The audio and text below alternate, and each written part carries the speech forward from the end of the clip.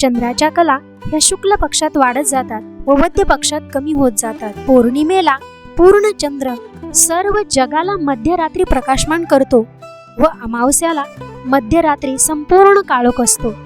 तरी सुद्धा चंद्र हा तसा पूर्ण व प्रकाशमान असतो, पण मनुष्याला त्याचे स्वरूप पृथ्वी चंद्राच्या भ्रमणामुळे वेगवेगळे दिसते.